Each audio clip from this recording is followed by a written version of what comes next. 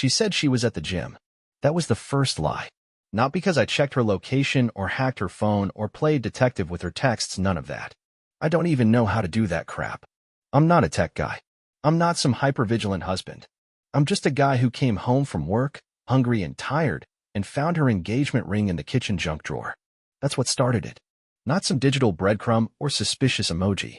Just a plain silver ring, sitting between expired coupons, dried-out pins, and one of those keychains from a gas station that lights up when you press a tiny red button. We weren't fighting. That's the thing. There hadn't been an argument. No icy silence, no late-night yelling matches, nothing. If anything, she'd been nicer than usual the past 2 weeks. Laughing a little more. Wearing makeup around the house. Making breakfast even though she usually skipped it. I thought maybe we were hitting a new groove. I was wrong. So wrong it makes my teeth ache just thinking about it. I picked up the ring like it was evidence. Just stared at it. It wasn't bent or scratched. Still fit my thumb perfectly. I turned it over and over, trying to figure out if she'd taken it off in anger or forgetfulness. The weird part was, she never took it off. Ever. She used to say it felt like a second skin. I once joked that she probably wore it in the shower, and she looked me dead in the eyes and said, "It's not just a ring, Tom. It's a promise." And now it was sitting in a drawer with used batteries and a broken USB cable. That same night, she came home an hour later than usual, carrying a green smoothie and wearing gym leggings that still had the tag sticking out the side. I don't mean it was tucked away or half-clipped. It was hanging there like she didn't even care. When I pointed it out, she laughed and said, "New pants. Bought them on the way home." But she didn't stop at any store. I knew because I checked the bank account. Not because I was looking for dirt, but because I had to see if we had enough left to cover the electric bill. Nothing from any athletic store. Nothing from anywhere. The whole day, not one charge that matched her story. I didn't say anything. I nodded, smiled, kissed her on the cheek, and told her I'd ordered Chinese. She asked for steamed dumplings. She always asked for fried. That was the second clue. The woman I married doesn't diet, doesn't apologize, doesn't pretend to be something she's not. She eats what she wants, when she wants. The only time she orders steamed is when she's nervous about someone seeing her in tight clothes. Not me. I've seen every inch of her, every stretch mark, every scar. She didn't give a crap what I thought. But maybe she cared what someone else thought. We ate in front of the TV like we always do. Some cooking show was on, but I wasn't watching. I was looking at the way she kept glancing at the clock, like she had somewhere better to be. Somewhere she wasn't going, at least not tonight. When I reached for her hand, she flinched. Just for a second, just enough for me to notice. She smiled right after, squeezed my fingers, but the damage was done. "I'm gonna take a shower," she said halfway through the episode. "All right." She paused. "You okay?" "Yeah." Lying to each other. Like pros. The next day, I did something I never do. I left work early. Told my boss I had a migraine. I don't get migraines. I sat in my car outside our building, waiting. Her gym bag was in the back seat of her car. I saw it through the rear windshield. Still zipped. Still packed. Not used. She wasn't sweating. Her ponytail looked like it had been styled, not pulled up in a hurry. That's when I decided I needed to know not what she was doing, but why. I could handle the betrayal. I couldn't handle the mystery. So I followed her. Felt stupid doing it, but not as stupid as I felt standing in the middle of our kitchen holding her wedding ring like a forgotten trinket. She drove past the gym. Kept going. Turned into a small street I didn't recognize. Parked in front of an old, one-story building with a faded awning that said Glass and Stone Studio. That's not a gym. It's not even close. She walked inside like she'd done it 100 times. I waited 15 minutes, then walked up to the door. It was locked. Had a buzzer on the side, and a handwritten note that read, "Appointments only." I knocked anyway. A woman opened the door, late 50s, short, wearing an apron stained with clay. "Can I help you?" I smiled, tried to look casual. "I think my wife might have left her phone in here yesterday. Her name's Riley." The woman's eyes twitched just a little. "I don't remember anyone named Riley. Blonde, about 5'5", gray yoga pants, green top." "Oh, right. She was here earlier today. She's in the back studio." So she wasn't lying about where she was, technically. She just didn't say it was a private art studio, not a gym. A place where you can take hands-on sculpture classes. Her words, not mine. She told me she needed to get her body back. Turns out, she was molding vases and probably more than that. That night, I confronted her, but not about the studio. I asked about her day. She lied again. Said she did 30 minutes on the treadmill and sat in the sauna for a bit. I nodded along. She even had a towel in her gym bag, still dry, still folded the same way it was last week. I didn't sleep much. I just stared at the ceiling wondering who the hell she'd become. Or maybe who she always was. You want to know the worst part? I think she wanted to get caught. I think she left the ring on purpose. She knew I'd go through the drawer looking for batteries for my wireless mouse. She knew I'd find it. That wasn't an accident. That was a message. But I hadn't gotten the full picture yet. I didn't know how deep it went, who else was involved, how many more lies I'd uncover before this was over. The studio wasn't the betrayal. It was just the gate. What lay beyond it was something else entirely. I couldn't get the image out of my head. Her standing in that studio, lying about the gym, coming home in those leggings like she'd just finished some hardcore workout, tossing around small talk about hydration and sore calves while she was out doing something entirely different. I still hadn't figured out the why, but I knew I was on the edge of it. That ring in the drawer was a signal, intentional or not, and once I saw through one lie, it got easier to see through the rest. It was like pulling a thread. Once you start, the whole thing wants to come apart. That Friday night, she left again around 6, saying she had booked a double class because she missed one on Tuesday and needed to catch up. The whole thing sounded rehearsed, too polished, and I just stood there pretending to care, watching her put her hair up in the mirror like it was just another routine evening. When she left, I didn't follow. I did something better. Earlier that day, I took a long lunch and stopped by that studio. Not to make a scene or ask questions. I wasn't interested in blowing anything up. I just wanted to look. I parked across the street with a sandwich and a coffee and waited. Took less than an hour before I saw her car pull in. She wasn't alone. That was the part that hit me like a lead pipe to the chest. She got out of the driver's side, and a man stepped out of the passenger seat, casually like he'd done it before. He was taller than me, maybe early 40s, shaved head, thick arms like he either lifted weights or worked a job that required moving heavy stuff. I watched them walk to the door and buzz in. She reached for the door handle, and he put his hand on her lower back. She didn't pull away. She leaned in. They went inside like that. That was it. I didn't need a private investigator or a hidden camera. I didn't need texts or recordings. I had what I needed. The rest of the day felt slow, like I was watching myself move through it from a distance. I picked up groceries, drove around for a bit, and tried to feel angry, but instead I felt numb. It wasn't just about betrayal. It was about how stupid I'd been not to notice it sooner. She was clever, I'll give her that, but not careful. I had just been too willing to believe the version of her that she showed me, because the truth would have forced me to make decisions I wasn't ready to make. When she came home that night, I sat at the kitchen table with a cold beer and pretended I was working on something. She walked in carrying her gym bag, same leggings, same fake sweat, and kissed me on the forehead like nothing happened. Then she walked into the bathroom, and I heard the shower turn on. I opened her bag and found a wrinkled t-shirt, a bottle of overpriced shampoo, and a small towel still bone dry. She didn't even try to make it look real anymore. She wasn't hiding the lie. She was just expecting me not to look. The next morning, she went out early, said she had a client meeting. She's a freelance marketing consultant, which basically means she can lie about her schedule whenever she wants, and I never had any reason to doubt her. Until now. I waited 5 minutes, then I left too, but I didn't follow her this time. I went straight back to the studio. I wanted to talk to someone. The same older woman from before answered the door, and when she saw me, her expression shifted. Not surprise, more like discomfort. I'm looking for some information, I said, keeping my voice even. We don't give out details about our members, she replied, folding her arms. Privacy is part of the agreement. I'm not asking for names. Just want to know what kind of classes are held here.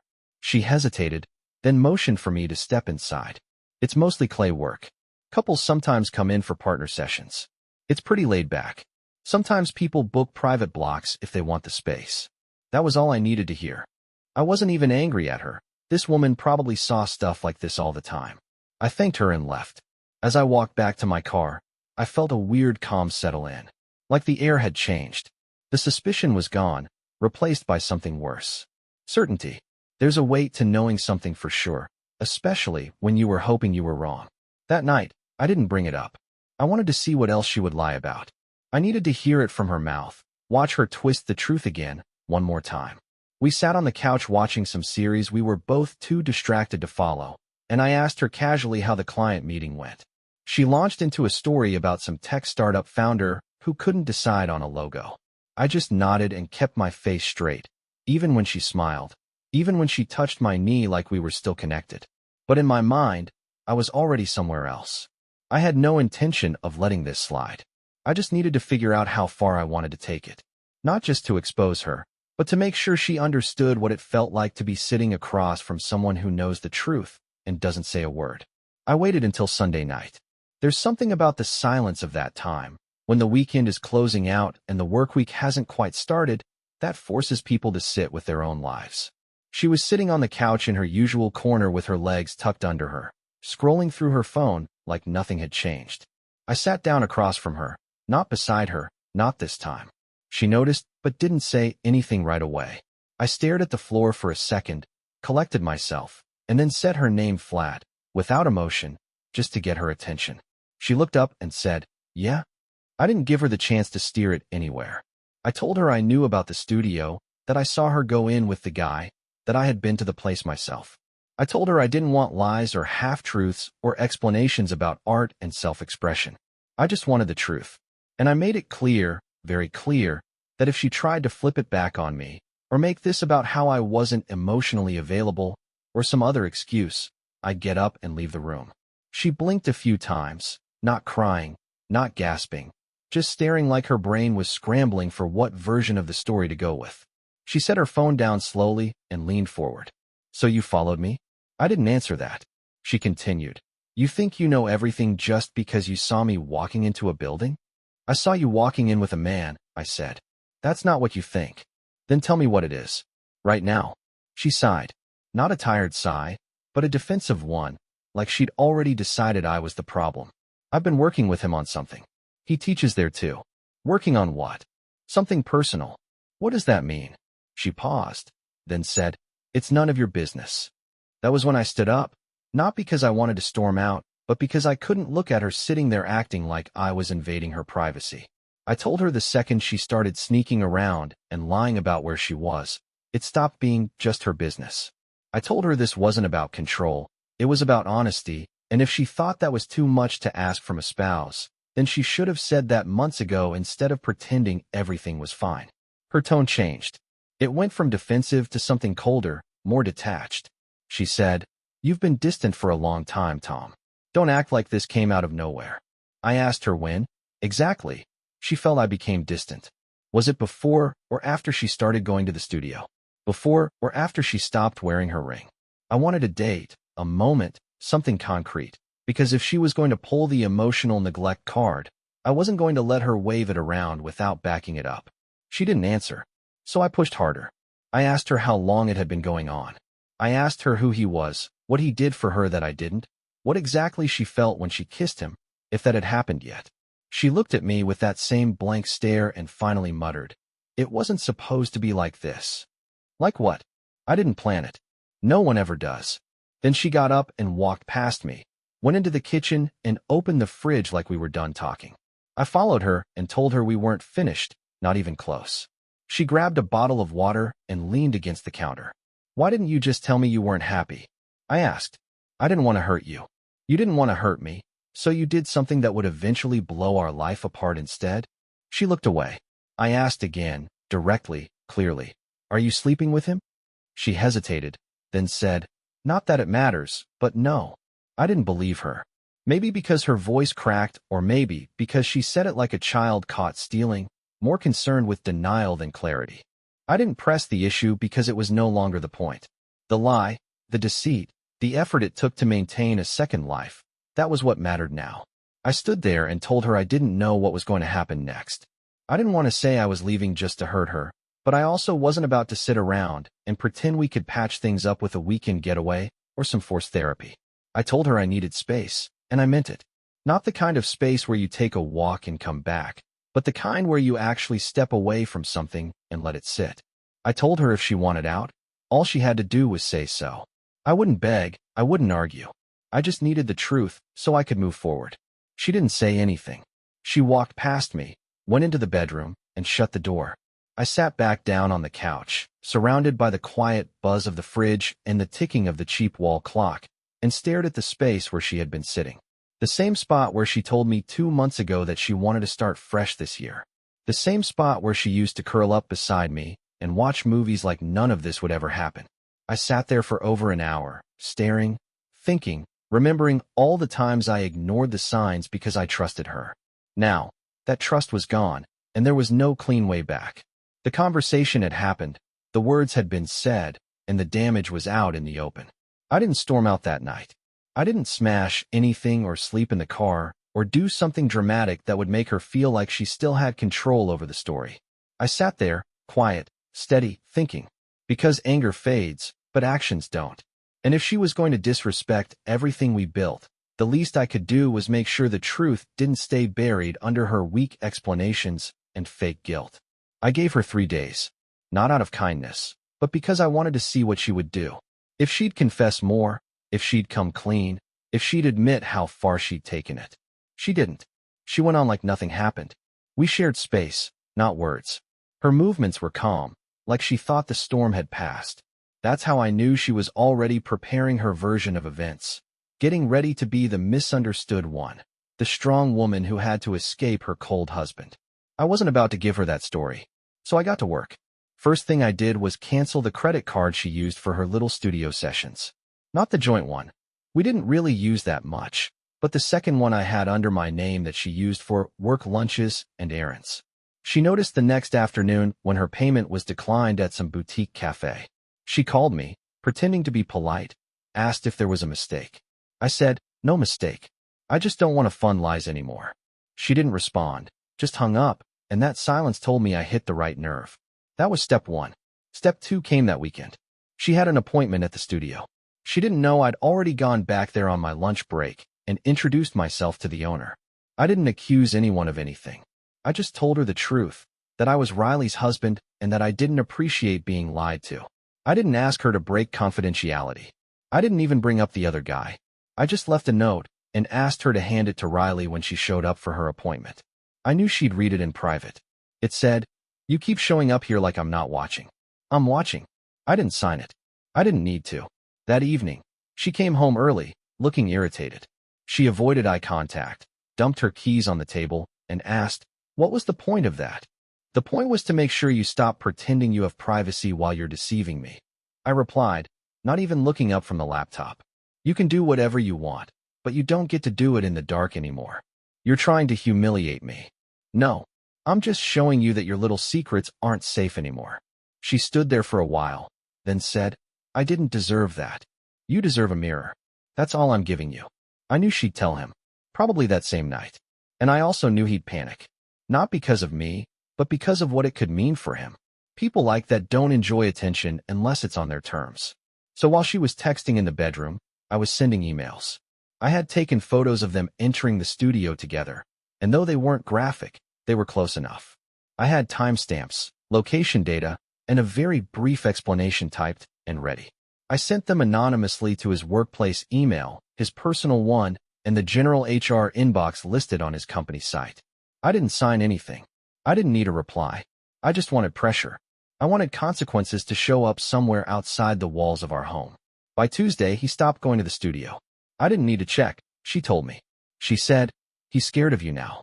Congratulations." "No, he's scared of exposure. There's a difference." She said it wasn't fair, that I was dragging other people into this. I reminded her she did that the moment she started sharing parts of herself with someone else. That wasn't on me. That was on her. I didn't fabricate anything. I just refused to keep hiding what she wanted to keep buried. And I wasn't done yet.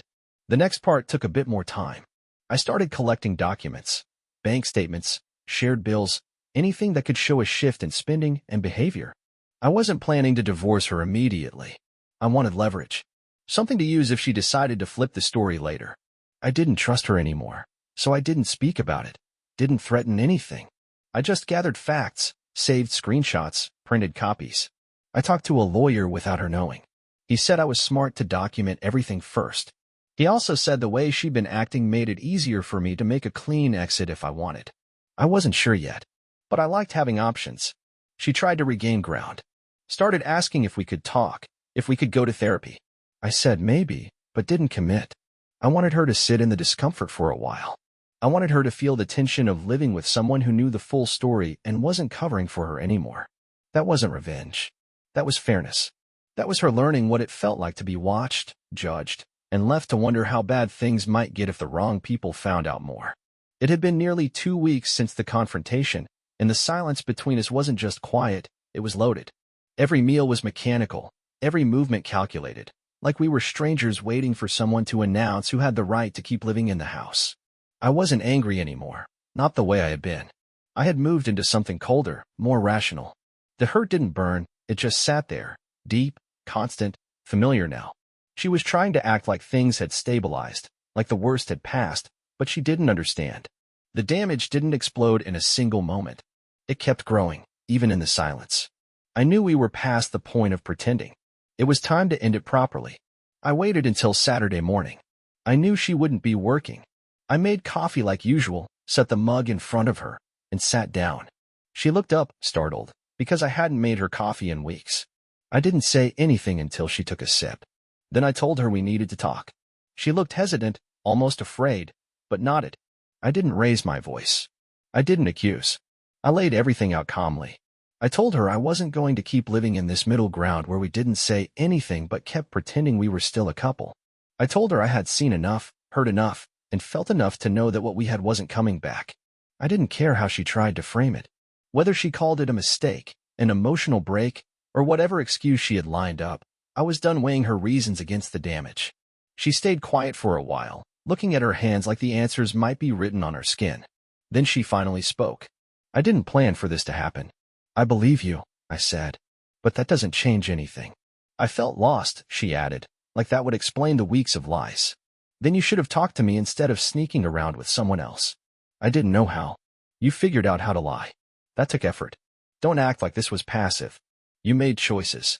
She looked at me with a tired expression, not defensive this time, just worn down. I was angry at you for a long time. I felt like you stopped caring. You should have told me. I tried. No, you hinted. You threw little comments here and there and expected me to decode them like some puzzle. You never sat down and looked me in the eye to say what was bothering you. And I'm not saying I was perfect, but I didn't lie. I didn't cheat. And I didn't put you in a position where you had to question my loyalty every time I left the house. She nodded slowly, but she wasn't crying. I think part of her knew I was right, but the other part was still trying to figure out if she could talk her way back into control. I didn't let her. I'm not here to make you apologize or explain yourself again. I'm here to tell you that I've decided what I'm doing. I already spoke to a lawyer. I'm not asking you to leave today, but we're separating. Officially. I'll move out next week. You can stay here if you want. The lease is in both our names, but I'll sign it over to you. Her face dropped slightly at that part, like she hadn't expected me to be that far ahead. You already talked to a lawyer? Yes. So that's it? You don't want to fix anything? No. I wanted to fix things before I knew what you were doing behind my back. That version of us is over. She looked away and didn't respond. I could see her trying to hold on to something, maybe a memory or a feeling, but it didn't matter anymore. What we had wasn't enough to outweigh what she broke. I waited a few moments before continuing. I'm not going to ruin your reputation or go around broadcasting what happened. But if anyone asks why we split, I'm not going to lie for you either. She nodded again, quieter this time. I get it. No, you don't. But you will. We sat there in silence again, but this one was different. This one was final. I finished my coffee, stood up, and left her sitting at the table. I packed a bag that afternoon and booked a temporary place downtown. I didn't wait for her reaction. I didn't care how many texts she would send later or how many times she might try to call. I had said everything I needed to say. The last conversation wasn't about closure. It was about truth. And now that it was all out, I could finally start detaching from her. It's been 3 weeks since I left. The apartment I moved into isn't anything special, small kitchen, loud neighbors, furniture that doesn't match, but it's mine. There's no fake smiles, no quiet suspicion, no walking into a room and wondering what kind of performance I'm about to sit through. Just space. Space to think, to feel, to let everything settle. People keep asking how I'm doing, like there's a clear answer to that. I'm not falling apart, but I'm not fine either. I'm somewhere in between, where things don't hurt in the same way anymore. They just weigh differently. I still wake up sometimes expecting to hear her in the kitchen, or find her keys on the table, but then I remember where I am and why. I didn't take much with me. A few clothes, my laptop, and some documents. I left most of the furniture, didn't want it. It's hard to sleep in the same bed where you once reached over and found someone you trusted, only to realize later those same hands were busy texting someone else while you sat in the next room. So I started fresh. New mattress. New plates. Even a new set of towels, not because I needed them, but because I didn't want to see the same one she picked out and remember how we used to argue over colors like it mattered. She reached out a few times. First it was to ask about bills, then to ask how I was, then to say she missed me. I didn't answer any of those. I told her at the end that I wasn't playing the back and forth game. We said what we needed to say. She made her choices, I made mine. That's where it ends. I didn't block her. I didn't erase her from my life. I just moved on. Quietly. She's free to do the same, just not with me watching. I've thought a lot about what I learned from this.